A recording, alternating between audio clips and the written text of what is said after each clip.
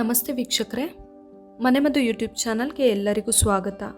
ಬಾಯಿ ಹುಣ್ಣು ಅಥವಾ ಮೌತ್ ಅಲ್ಸರ್ ತುಂಬ ಜನರನ್ನ ಕಾಡೋ ಸಮಸ್ಯೆ ಇದು. ನೋಡೋಕೆ ತುಂಬ ಚಿಕ್ಕದಾಗಿದ್ರೂ ಬಾಯಿ ಹುಣ್ಣು ಅದರಿಂದ ಆಗೋ ಪ್ರಾಬ್ಲಮ್ಸ್ ಇದೆಯಲ್ಲ, ಅದು ಅನುಭವಿಸಿದವರಿಗೆ ಗೊತ್ತಿರುತ್ತೆ. ಇವತ್ತಿನ ಈ ವಿಡಿಯೋದಲ್ಲಿ ನಾನು ಬಾಯಿ ಹುಣ್ಣುಗೆ ಅಥವಾ ಮೌತ್ ಅಲ್ಸರ್ಗೆ ಒಂದು ಬೆಸ್ಟ್ ಹೋಮ್ ರೆಮಿಡಿನ ಹೇಳ್ತೀನಿ. ಒಂದು ಈಸಿಯಾಗಿ ಮಾಡಬಹುದಾದಂತಹ ಮನೆ ಔಷಧನ ಹೇಳ್ತೀನಿ. ಅದೇನು ಅಂತ ತಿಳ್ಕೊಬೇಕಂದ್ರೆ ಈ ವಿಡಿಯೋನ ಪೂರ್ತಿ ನೋಡಿ.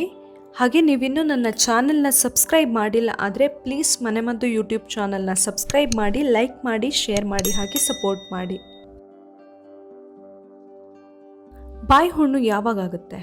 ನಾರ್ಮಲಿ ನಮ್ಮ ಬಾಡಿಯಲ್ಲಿ ಹೀಟ್ ಜಾಸ್ತಿ ಆದಾಗ ಅಥವಾ ಬಾಡಿಯ ಉಷ್ಣತೆ ಜಾಸ್ತಿ ಆದಾಗ ಬಾಯಿ ಹುಣ್ಣಾಗೋದು ತುಂಬ ಕಾಮನ್. ಕೆಲವು ಸರಿ ಏನಾಗುತ್ತೆ, ನಾವೇನಾದ್ರು ತುಂಬ ಕ್ರಿಸ್ಪಿ ಇರೋ ಐಟಮ್ಸ್, ಇವಾಗ ಲೈಕ್ ಪಾಪಡ್ ಅಥವಾ ಏನು ಚಿಪ್ಸ್ ಆ ಥರದ್ದೆಲ್ಲ ತಿಂದಾಗ ಕೂಡ ಅದು ನಮ್ಮ ಬಾಯಿಯಲ್ಲಿ ಸೈಡ್ಗೆ ಎಲ್ಲ ತಾಗಿ ಅದೇ ಕೂಡ ನೆಕ್ಸ್ಟು ಮೌತ್ ಅಲ್ಸರ್ ಅಥವಾ ಬಾಯಿ ಹುಣ್ಣು ಥರ ಆಗೋಗುತ್ತೆ. ಸೊ ಆ ಹುಣ್ಣಿಂದ ನಮಗೆ ಊಟ ಮಾಡೋಕ್ಕೆ ಕೂಡ ತುಂಬಾ ಕಷ್ಟ ಆಗುತ್ತೆ. ಕೆಲವೊಮ್ಮೆ ನಾವು ಏನೇನು ಮಾಡಿದರೂ ಕೂಡ ಈ ಬಾಯಿ ಹುಣ್ಣನ್ನು ಕಡಿಮೆ ಮಾಡ್ಕೊಳ್ಳೋಕ್ಕೆ ಆಗೋದಿಲ್ಲ. ನಾವು ಮೆಡಿಸಿನ್ ತೊಗೊಳ್ತೀವಿ, ಇಲ್ಲ ಏನಾದರೂ ಆಯಿಂಟ್ಮೆಂಟ್ಸ್ ಸಿಗುತ್ತೆ ಅದನ್ನು ಹಚ್ಕೊಳ್ತೀವಿ, ಏನು ಮಾಡಿದರೂ ಕಡಿಮೆ ಆಗಲ್ಲ. ಅದಕ್ಕೆ ನಾನು ಇವತ್ತು ಒಂದು ಬೆಸ್ಟ್ ಹೋಮ್ ರೆಮಿಡಿನ ಹೇಳ್ತೀನಿ.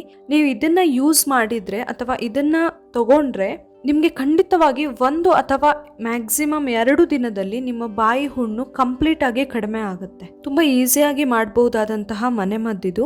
ಬಾರ್ಲಿ, ನೀವೆಲ್ಲರೂ ಕೇಳಿರ್ತೀರ ಬಾರ್ಲಿನ. ಇದು ನಮ್ಮ ದೇಹದ ಉಷ್ಣತೆ ಕಡಿಮೆ ಮಾಡೋಕ್ಕೆ ಒಂದು ತುಂಬ ಬೆಸ್ಟ್ ಮೆಡಿಸಿನ್ ಅಂತ ಹೇಳ್ಬಹುದು ಬಾರ್ಲಿನ ನಾವು ಬೇರೆ ಬೇರೆ ಥರದಲ್ಲಿ ಯೂಸ್ ಮಾಡಬಹುದು.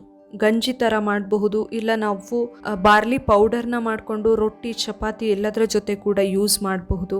ಸೊ ನಾನಿಲ್ಲಿ ಇವತ್ತು ಹೇಳ್ತಾ ಇರೋದು ಬಾರ್ಲಿ ಹಾಲು. ಇದನ್ನು ಹೇಗೆ ಮಾಡೋದು ಅಂತ ನಾನು ಹೇಳ್ತಾ ಹೋಗ್ತೀನಿ. ಬಾರ್ಲಿನ ಹಾಗೆ ಬೇಯಿಸೋದು ಸ್ವಲ್ಪ ಕಷ್ಟ ಆಗುತ್ತೆ, ಯಾಕಂದರೆ ಅದು ತುಂಬ ಗಟ್ಟಿ ಇರೋದ್ರಿಂದ ಬೇಯೋಕ್ಕೆ ತುಂಬ ಹೊತ್ತು ಬೇಕಾಗುತ್ತೆ.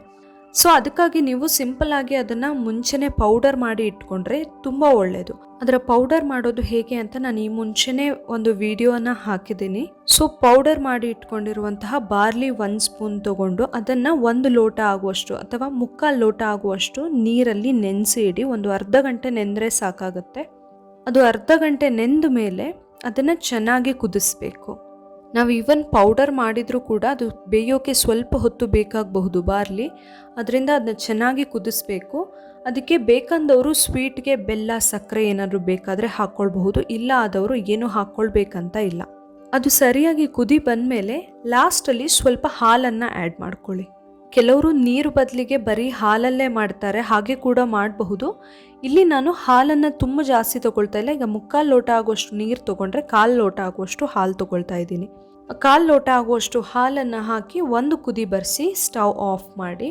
ನೀವು ಬೇಕಂದರೆ ಬಿಸಿ ಇರುವಾಗಲೇ ಕುಡಿಬಹುದು, ಇಲ್ಲಾದರೆ ಸ್ವಲ್ಪ ತಣ್ಣಗಾಗೋಕ್ಕೆ ಬಿಟ್ಟು ಬೆಚ್ಚಗಿರುವಾಗಲೇ ಕುಡಿಬಹುದು. ಈ ಬಾರ್ಲಿನ ನೀವು ಬೇಕಂದರೆ ದಿನಕ್ಕೆ 1, 2, 3 ಸಾರಿ ಕೂಡ ಕುಡಿಬಹುದು. 1 ಅಥವಾ 2 ದಿನ ಕುಡಿಯೋದ್ರಲ್ಲಿ ಖಂಡಿತವಾಗ್ಲೂ ನಿಮ್ಮ ಬಾಯಿ ಹುಣ್ಣು ಅನ್ನೋದು ಕಡಿಮೆ ಆಗುತ್ತೆ. ಉಷ್ಣದಿಂದ ಆಗಿರುವಂತಹ ಬಾಯಿ ಹುಣ್ಣು ಖಂಡಿತವಾಗ್ಲೂ 2 ದಿನದಲ್ಲಿ, ಮ್ಯಾಕ್ಸಿಮಮ್ 2 ದಿನದಲ್ಲಿ ಕಡಿಮೆ ಆಗುತ್ತೆ. ನೋಡಿ, ನಾವು ಒಂದು ಬಾಯಿ ಹುಣ್ಣಿಗೆ ಎಷ್ಟು ಸಿಂಪಲ್ ಆಗಿ ಮನೆಯಲ್ಲೇ ಮೆಡಿಸಿನ್ ರೆಡಿ ಮಾಡ್ಕೊಳ್ಬಹುದು. ಅದು ಕೂಡ 1 ಅಥವಾ 2 ದಿನದ ಒಳಗೆ ಕಡಿಮೆ ಆಗ್ಬಹುದು ಅಂತಹ ಮೆಡಿಸಿನ್. ಈ ವಿಡಿಯೋ ನಿಮಗೆ ಇಷ್ಟ ಆಗಿದ್ರೆ ನನ್ನ ಮನೆಮದ್ದು ಯೂಟ್ಯೂಬ್ ಚಾನಲ್ನ ಸಬ್ಸ್ಕ್ರೈಬ್ ಮಾಡಿ, ಹಾಗೆ ಇದೇ ತರಹದ ವಿಡಿಯೋಗಳ ನೋಟಿಫಿಕೇಷನ್ಗಾಗಿ ಬೆಲ್ ಐಕಾನ್ನ ಕ್ಲಿಕ್ ಮಾಡಿ. Thank you.